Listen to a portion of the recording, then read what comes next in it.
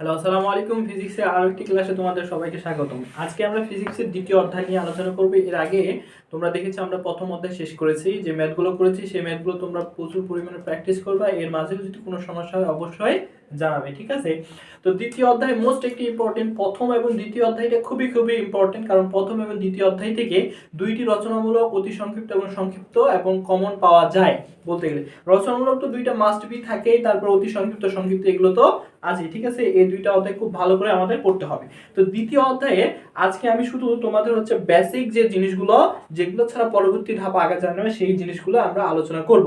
এখন কথা হচ্ছে, আমি বারবারই একটা কথা বলি, যে আমি তোমাদের কিছু শেখানোর জন্যই মূলত আমার উদ্দেশ্য, ঠিক আছে? আমি তোমাদের কিছু শিখাইতে চাই, ঠিক আছে? আমার মূলত এটা উদ্দেশ্য না যে বই শেষ করতে পারলেই শেষ, ঠিক আছে? তা আমরা কিছু শিখবো। দেখো, আজকে দ্বিতীয় অধ্যায়ে যেটা মোস্ট ইম্পর্টেন্ট সেটা হচ্ছে দৈর্ঘ্য প্রসারণ, ক্ষেত্র প্রসারণ, আয়তন প্রসারণ, ঠিক আছে? এই তিনটা জিনিস আগে আমরা জানি, ঠিক আছে? আচ্ছা, দৈর্ঘ্য বলতে আমরা কি বুঝি? দৈর্ঘ্য বলতে বুঝি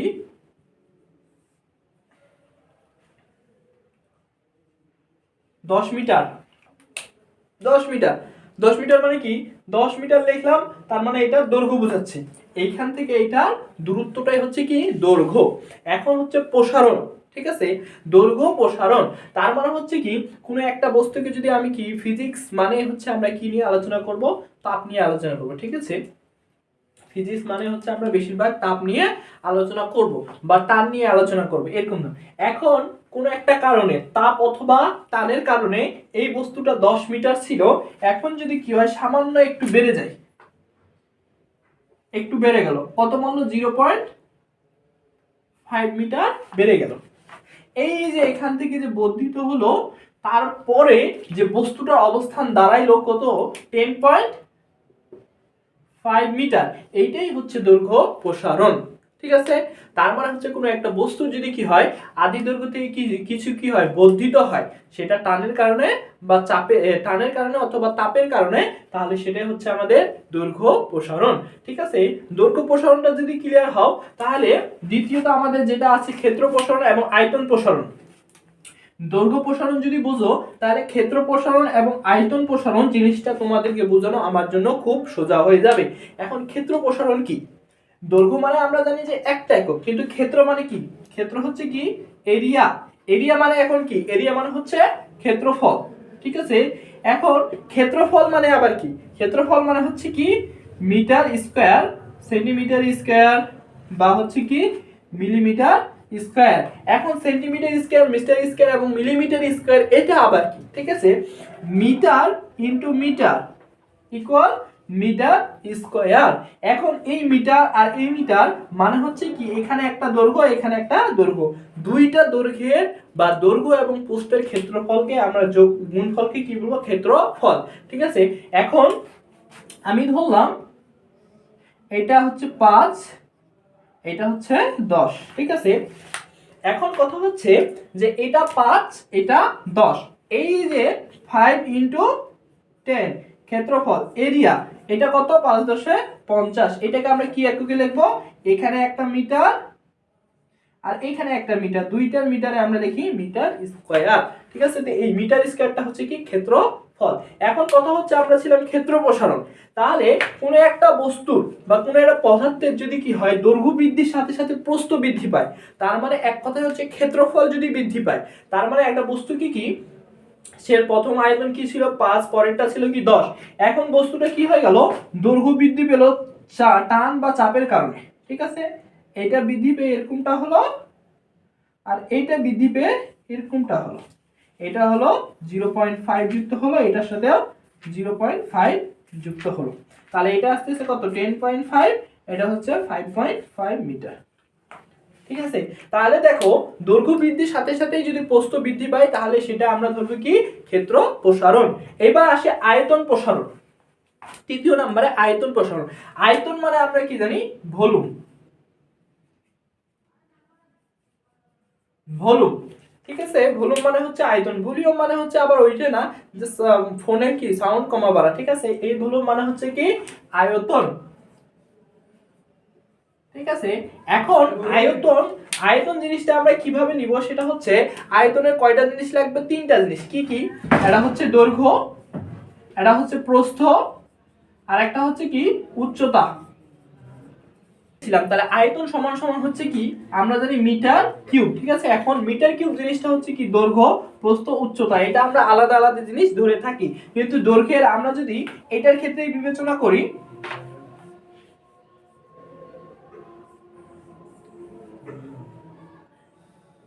এখানে দেখো এই বস্তুটা ঘনক, এটার দৈর্ঘ্য আছে, প্রস্থ আছে, সাথে কি আছে উচ্চতা আছে। এই যে দৈর্ঘ্য, প্রস্থ, উচ্চতা, এখানে ধরলাম 5 2 3। ঠিক আছে, তার মানে হচ্ছে কি 5 মিটার, 3 মিটার, 2 মিটার।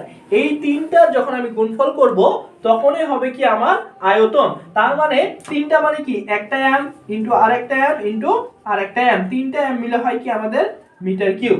এখন কথা হচ্ছে যে আয়তন প্রসারণ কিভাবে চিনব। আয়তন প্রসারণ হচ্ছে কি একটা বস্তু বা একটা পদার্থের যদি কি হয় তাপ অথবা টানের কারণে যদি কি হয় দৈর্ঘ্য, প্রস্থ এবং উচ্চতা তিনটাই বৃদ্ধি পায়। যেমন এর আদি দৈর্ঘ্য ছিল 2, এটা বর্ধিত হয়ে গেল কি 3, 5 ছিল হয়ে গেল 6, 3 ছিল হয়ে গেল 4। যদি এরকমটা বৃদ্ধি পায় তাহলে সেটাকে আমরা বলতে পারবো কি আয়তন প্রসারণ। ঠিক আছে, এখন আশা করি তোমরা দৈর্ঘ্য প্রসারণ, আয়তন প্রসারণ এবং ক্ষেত্র প্রসারণ এই তিনটা বুঝতে পেরেছো। এখন এই তিনটা বুঝতে পারলে আমাদের যে পরের টপিক সেটা হচ্ছে কি দৈর্ঘ্য প্রসারণ গুণাঙ্ক, আয়তন প্রসারণ গুণাঙ্ক এবং ক্ষেত্র প্রসারণ গুণাঙ্ক। দৈর্ঘ্য প্রসারণ গুণাঙ্ক, আয়তন প্রসারণ গুণাঙ্ক এবং ক্ষেত্র প্রসারণ গুণাঙ্ক। এখন কথা হচ্ছে যে আমরা প্রথমে যে নিছিলাম একটা রাস্তা নিছিলাম কত 10, একটা রাস্তা বা একটা পদার্থ ধরছিলাম 10 মিটার। এখন কথা হচ্ছে যে এখানে আমরা তাপ অথবা টানের কথা বলেছিলাম। এখন কথা হচ্ছে যে এখন আমরা নির্দিষ্ট করে ধরব। এখন আমরা আলোচনা করতেছি কি দৈর্ঘ্য প্রসারণ গুণাঙ্ক।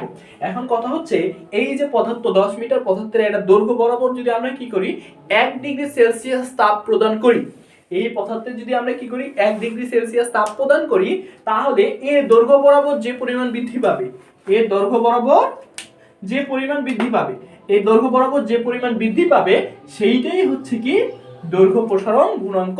আর দৈর্ঘ্য প্রসারণ গুণাঙ্ককে আমরা প্রকাশ করব আলফা দ্বারা। ঠিক আছে, এইবার দ্বিতীয় যেটা হচ্ছে ক্ষেত্র প্রসারণ গুণাঙ্ক। ক্ষেত্র প্রসারণ গুণাঙ্ক ওই একই জিনিস, যদি কি হয় দৈর্ঘ্য এবং প্রস্থ একই সাথে বৃদ্ধি পায় 1 ডিগ্রি তাপমাত্রা বৃদ্ধি করার ফলে, তাহলে সেটাই হবে আমাদের কি ক্ষেত্র প্রসারণ, যাকে আমরা প্রকাশ করব বিটা দ্বারা। তৃতীয় হচ্ছে কি ক্ষেত্র আয়তন প্রসারণ গুণাঙ্ক।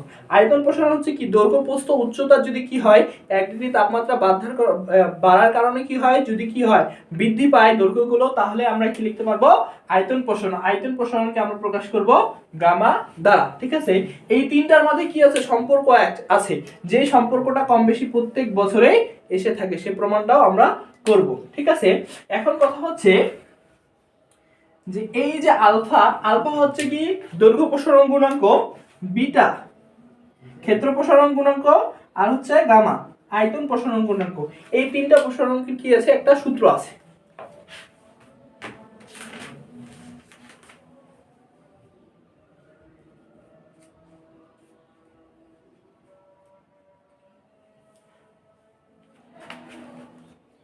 এই সূত্রগুলো হচ্ছে প্রথমত হচ্ছে যে আমরা দৈর্ঘ্য প্রসারণ গুণাঙ্ক, দৈর্ঘ্য প্রসারণ হচ্ছে কি দৈর্ঘ্য কতটুকু বৃদ্ধি পাবে, ঠিক আছে, পরবর্তীত দৈর্ঘ্য বা বর্ধিত দৈর্ঘ্য। ঠিক আছে,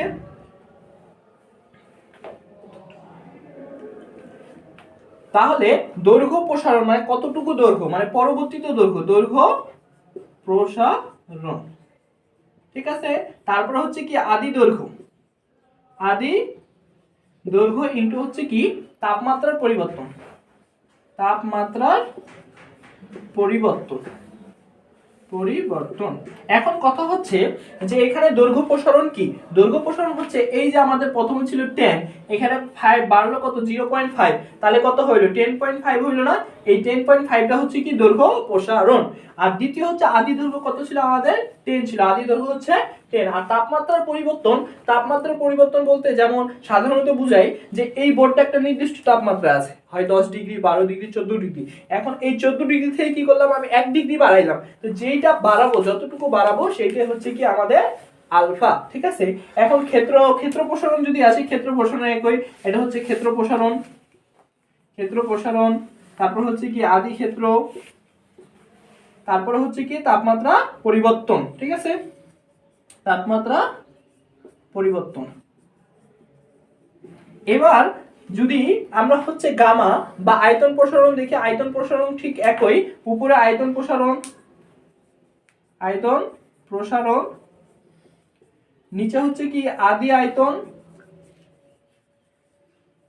ইনটু হচ্ছে কি তাপমাত্রার পরিবর্তন। তিনটা সূত্র একই, অনেক সময় এই সূত্রগুলো তোমাদের ক খ গ বিভাগে এসে থাকে।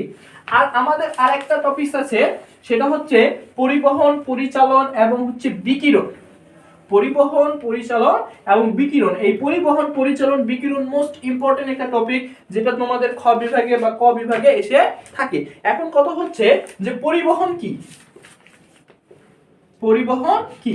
পরিবহন বলতে আমরা বুঝি এক স্থান থেকে অন্য স্থানে যাওয়া, ঠিক আছে, কিন্তু ফিজিক্সের ভাষায় পরিবহনটা আলাদা। ফিজিক্সের ভাষায় পরিবহনটা হচ্ছে কি, যে আমি এখানে দাঁড়ায় আছি, ঠিক আছে, আমি এখানে দাঁড়ায় আছি, এখানেই দাঁড়ায় থাকবো, কিন্তু আমার ভিতরে কিছু চেঞ্জ হবে। কিভাবে চেঞ্জ হবে? সাপোজ ভাবে একটা উদাহরণ দিই, সেটা হচ্ছে আমরা যখন রান্না করি, রান্না করার সময় যে হচ্ছে কি যে চামচ দিয়ে আমরা নাড়ানাড়ি করি রান্না, তো এখন রান্নার ফলে কি হয়, যখন আমরা চামচ দিয়ে তরকারি রান্না করি, তো ওই তরকারির হচ্ছে যে যে শুরুটা, সেই শুরুটা হচ্ছে কিন্তু কড়াইয়ে বা আগুনের তাপ হয়। কিন্তু অনেক সময় আমরা কি যেখানে ধরে থাকি এখানে কিন্তু ওই আগুনের মধ্যে তাপ পাই না, কিন্তু কি হয় সেই প্রথম থেকে অবধি শুরু করে কি হয় আমার হাতের কাছে তাপ আসে। এর কারণ, এর অর্থ হচ্ছে কি যে আমি কি করলাম, কোনো একটা জায়গায় তাপ দিলাম, আমি যদি এই কলমটার এখানে তাপ দেই, তাহলে এই তাপটা আস্তে আস্তে আস্তে এখানে অনুভূত হবে। কিভাবে অনুভূত হবে? এর কি করবে একজন, মানে একটা অণু থেকে আরেকটা অণুতে কি করবে, তাপ পরিবর্তিত করে দিবে, মানে ট্রান্সফার করে দিবে, কিন্তু কি হবে, নিজেদের অবস্থান পরিবর্তন হবে না। যদি কোনো পদার্থে অবস্থান পরিবর্তন না করে তাপমাত্রা কি করে একজন থেকে আরেকজন কি করে ট্রান্সফার করে দেয়, সেটাই হচ্ছে কি পরিবহন। ঠিক আছে, তাহলে পরিবহন জিনিসটা বুঝলাম যে হচ্ছে কি নিজের অবস্থান পরিবর্তন না করে যদি কি হয়, তাপ কি হয় একজন থেকে আরেকজনের কাছে চলে যায়, সেটাই হচ্ছে পরিবহন। এখন দ্বিতীয়তে আসি, পরিচালন। পরিচালন, পরিচালন জিনিসটা কি? পরিচালন বলতে আমরা এটা বুঝি সাধারণ ভাষায় যে কোনো একটা জায়গাকে মেনটেন করা হচ্ছে পরিচালন, কিন্তু ফিজিক্সের ভাষায় পরিচালন জিনিসটা আলাদা। ফিজিক্সের ভাষায় পরিচালনটা আমি তোমাকে এতটুকু ইয়ার মাধ্যমে বোঝাই, আমরা যদি ধরে নাও এখানে হচ্ছে তাপ দিচ্ছি, এখানে হচ্ছে আমাদের একটা বস্তু আছে, এখানে পানি আছে, ঠিক আছে, এই পানিতে তাপ দিলে কি হয়, এই জায়গার পানি এখানে আসে, এই জায়গার পানি এখানে আসে, এই জায়গার পানি এখানে আসে, এই যে পানির অবস্থার পরিবর্তন হচ্ছে, সাথে তাপমাত্রাও কি হচ্ছে পরিবর্তিত হচ্ছে। তাহলে কোনো পদার্থ বা বস্তু যদি তাপমাত্রার কারণে কি হয়, নিজের তাপমাত্রায় কি হয় আরেকজনকে দিতে নিজের অবস্থা পরিবর্তন করে, সেটাই হচ্ছে কি আমাদের পরিচালন। শেষে আরেকটি আছে, সেটা হচ্ছে কি বিকিরণ। বিকিরণ জিনিসটা খুবই ইম্পর্টেন্ট। বিকিরণ হচ্ছে কি যে একটা জায়গায় হচ্ছে কম তাপমাত্রা আছে, সাধারণ ভাষায় বুঝাই যে হচ্ছে কি যে একটা রুমের ভিতরের তাপমাত্রা হচ্ছে কত ডিগ্রি, 10 ডিগ্রি সেলসিয়াস, আর বাহিরের তাপমাত্রা হচ্ছে কত ডিগ্রি, 20 ডিগ্রি সেলসিয়াস। তাহলে এই যে বাহিরের তাপমাত্রাটা কি হবে, এই 10 ডিগ্রি তাপমাত্রার ভিতরে ঢুকতে চাইবে। তার মানে হচ্ছে যেখানকার তাপমাত্রা বেশি এবং যেখানকার তাপমাত্রা কম, এই যে এই স্থান থেকে এই যে এই স্থানে আসবে, এটাই হচ্ছে কি বিকিরণ। ঠিক আছে, তাহলে আজকে আমরা হচ্ছে যে প্রথম অধ্যায়ে যে টপিকগুলো আছে মেন টপিক, এটা আলোচনা করলাম। নেক্সট অধ্যায়ে আমরা হচ্ছে কি আলফা, বিটা এবং হচ্ছে গামা, আলফা, বিটা এবং গামার মাঝে যে সম্পর্ক, এবং হচ্ছে কি নিউটনের সূত্র এবং হচ্ছে কি বোল্টজম্যানের সূত্র, ভিনের সূত্র, এই সমস্ত নিয়ে আলোচনা করব। আজকে এই পর্যন্তই, সবাইকে ধন্যবাদ।